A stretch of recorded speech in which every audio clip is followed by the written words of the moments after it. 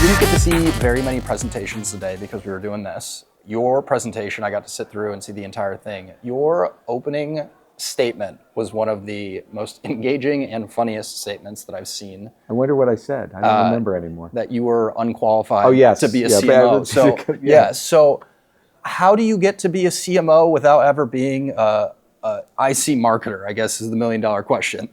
Yeah, it's funny in that first I started randomly in sales, right? Mm-hmm. I sort of accidentally ended up in a job in sales. And I was the kind of person who just dug in and tried to think creatively about how to do my job. And I didn't know any better because I had no idea what I was doing. So I just started to do what I thought was the best thing. So, and as an example, in my first sales job, when I was at IBM, we had a territory of customers. I probably had 200 customers or something. And nobody communicated to their customers in an organized way. There was some big sort of direct mail that came from IBM or something like that, but no one ever communicated this thing. And we got, literally, this is the first PC that we got in my sales office at IBM. And literally, it's IBM, right? They make computers and stuff. We had the first. We had the first piece. So this is in the 1980s, right? It was a long time ago. And I figured out, oh, wait a minute, I can actually use this thing and do sort of get a database set up and do a mail merge and send them all letters about sort of what's going on. So I started doing direct marketing in my sales territory. No one had any idea what I was doing, but it worked because all these people who were sort of dormant, literally no one ever talked to them. I started communicating to them. And I just took that ethic and that support, and I was super curious and tried to figure out how to do things creatively. So when I left IBM and went to sort of a higher growth company, still a public company, about a $500 million company, I took that approach and I was just given opportunities to do things. I started a job in business development, alliances type of thing. I managed the IBM alliance. And then I ended up, they said, hey, you're doing pretty well with this. Try this thing. And they gave me a second thing was, they put me in charge of running our North American channel sales organization. Again, I had no idea what I was doing, but I was trying, I was working hard, and they identified that and they gave me a chance. And then it happened again. They literally put me in my first marketing job, which was running marketing for a division of a public company, which was weird. But I was in my 20s, and they just gave me a shot. And I was naive enough to think I could do all that stuff. You know so little, you don't know that you can't do it. And that's half of it, right? And literally, I mean, I shared in that presentation today just some of the basic things that you need to do to lead a marketing function. Literally, if you do those and nothing else, you'll be in pretty good shape. And it's not that hard of a job, to tell you the truth. We're going to clip that. It really isn't. I mean, all you have to do is understand what the business goals are, ask people a bunch of questions, ask them to do the things that they think they should do to achieve those outcomes, get them to write it down, and then track their progress along the way and ask when they need help. I mean, it's basic stuff like that. And if you can enable an organization to be successful, I'm convinced that a strong leader can lead any kind of organization of any type without being a domain expert in any of the areas. Now, I picked up a thing or two about marketing along the way, as you might expect. 99 or 100 over the years. You know your stuff. Right. But it was fine with me. And by the way, I've had lots of opportunities to run organizations, run product organizations, run sales organizations, run lots of different kinds of teams, run finance organizations that were part of my team overall, because you have to, and you just figure out how to break it down and communicate to people in some level of business terms, and it all works. So that was it. So before we get into the rest of the fun stuff, I think you were saying your family or your siblings are crazy smart, right? What were their backgrounds? So they were all scientists. So my dad has his PhD in physics from MIT, and my two older brothers have, one has a PhD in pharmacology and from Johns Hopkins, and the other one is at CU, where your colleague has his PhD in organic chemistry. And so and it's funny, but that was it. So you go back another generation, and they were, Irish dirt farmers, right? Yeah. I mean, that type of thing. Yep. But yeah, that cohort of them were pretty smart and pretty much into the science thing, which is why it was such a weird thing for me to go into marketing or anything business related, because it was just a huge departure from. Were you at all ever interested in doing the science route? I was. I actually realized I wasn't smart enough, to tell you the truth. You're a pretty sharp guy. Well, it's all what you're compared against. Yep. So I ended up I went to Boston College, which is not a physics juggernaut, by the way, but I went there, and they had a pretty good program, and I went to start with a bachelor's in physics, and I picked up a double major in computer science along the way. And then you realize, as you get into it, that if you ever want to do anything with physics, you actually need a PhD. And it becomes really clear, even at the undergraduate level, that the disparity of talent across that kind of an organization. And there were just some people, and not many of them. So there were 35 people who started freshman year as physics majors. 6 of us graduated. Oh, man.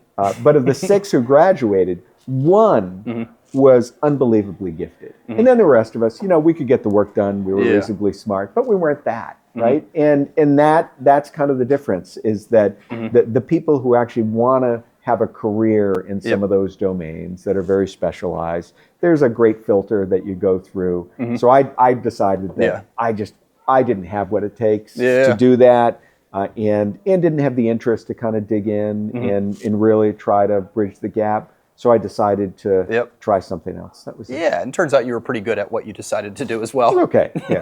Yeah. So remind me, GoTo. I did not know what GoTo was at first until I realized it was originally LogMeIn, right? It was, yep. So GoTo used to be known as LogMeIn. It was a public company, started in about the year 2000, and was known primarily for remote support tools for IT people, so remote support and endpoint management and stuff like that.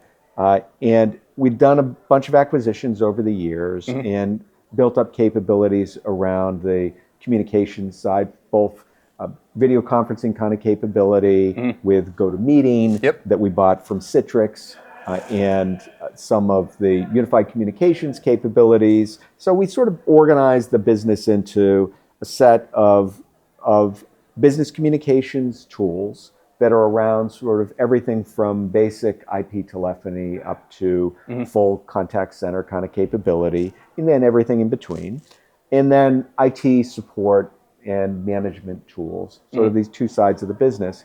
Again, it was known as LogMeIn. We rebranded it. My predecessor did about 3 years ago to GoTo, and that was really sort of around as we're getting out of the pandemic mode. Everyone was leaning really heavily into the idea of remote collaboration, so we tried to sort of build the focus of the company around sort of remote living, remote collaboration, remote working kind of tools. So it's got to be a pretty competitive space, right? Very competitive. So how do you use proof points to prove out GoTo versus one of your direct competitors? So if you look, first of all, you have to look at each individual segments of the product. So let's use the GoToConnect product, which competes with a lot of different IP telephony tools. There are people like Zoom who make some stuff like that. There's people like RingCentral and 8x8. Some really smart, great companies in this area. And so how do you differentiate? The first thing you need to do is you need to figure out what your overall approach is, and understand what makes you uniquely different. So what makes you uniquely different, by the way, can be a product feature, it can be a market focus, it can be a commercial model, or it can be some combination of those things.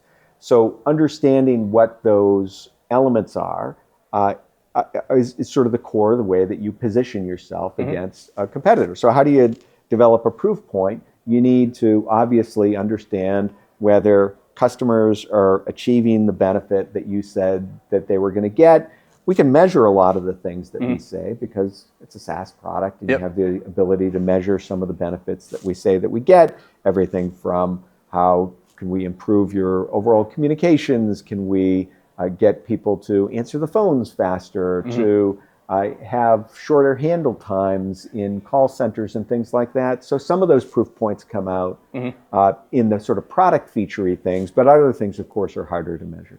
What is your sales team asking for? Are they bombarding you and your marketing team for lots of those things, like most other companies? Yeah, I mean, of course, everyone wants the magic crystals, right? Yeah. They want to know,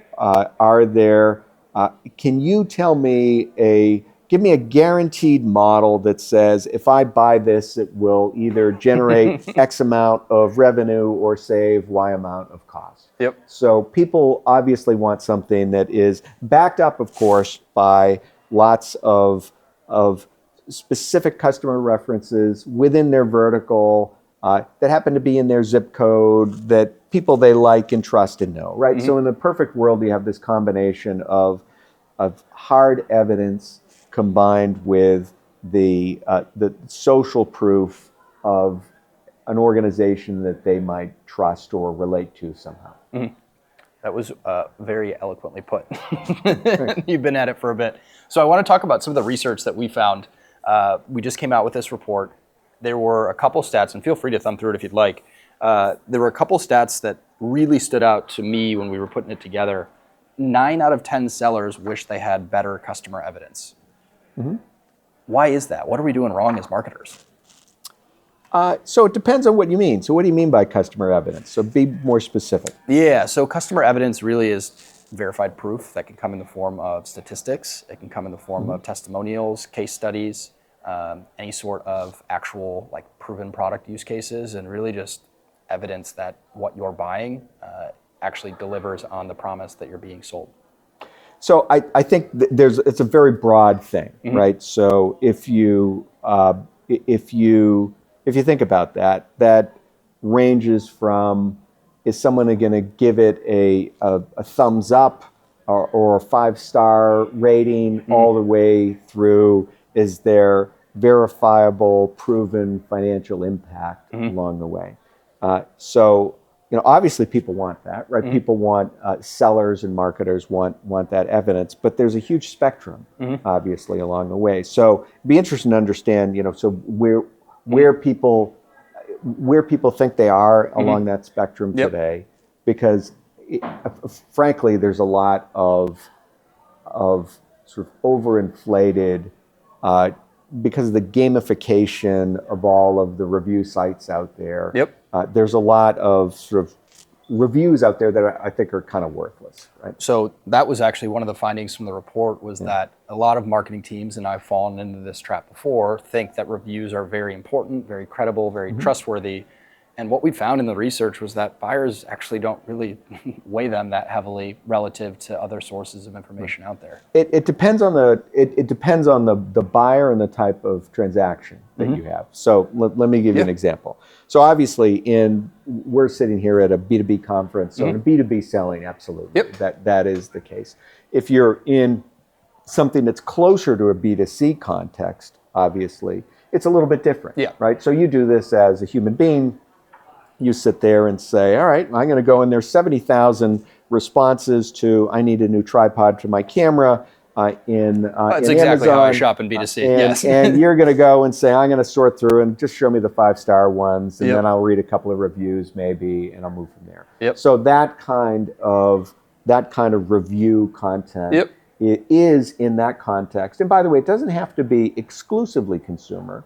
There can be, if there are sort of, if you're trying to select from a broad number of solutions and something that's fairly commodity-like, it's actually pretty handy to be able to have, and it's a velocity kind of product to have that. As you start to get more complex solutions, it's harder to do that, because the reality is that my benefit from deploying a content management platform happens to be very different from your benefit of deploying the same thing, because you've got a bunch of different parameters that you have to consider. You've got, Yep. and your business may be in a different stage, and your buying criteria might be quite different. So it gets really complicated when you start to think about. So that the idea of you saying, it was good for me, might be an interesting starting point. But understanding why it was good for me, so I can kind of parse that and say, well, it was good for me because it was great integrating with HubSpot. Well, great. I don't use HubSpot. I use Salesforce, so it doesn't really matter. Yeah, and I think that was one of the other big findings from the report is that buyers want specificity of the evidence that they're looking at, and they want to see it specific to their company stage, their industry, their use case. Like they want to see themselves in the evidence that's being provided with them. And we've got a lot of work to do as marketers. So I'd say one last question that has nothing to do with the report, but we're at Dave's event at Exit 5. You have a little cool story, from what I'm aware of your company being acquired by way of Exit 5, right? It was, yeah. So my company, Plana was called, so I started it after I left my last CMO gig, and I started in 2017, and then we're growing the thing up in the middle of the pandemic, which is an exciting thing, of course. And then back around that time, and I think I mentioned on this stage here that the last time I did an in-person kind of event like this was with Dave when he worked at Drift 100 years ago. Hypergrowth or at one of the hypergrowth shows. It was not. I actually went to one of his hypergrowth things, but we did a really small event together. We did one where I was doing a meetup kind of thing where I was bringing CMOs in, and Dave hosted us in the Boston office of Drift, which was really kind because I had no space at the time.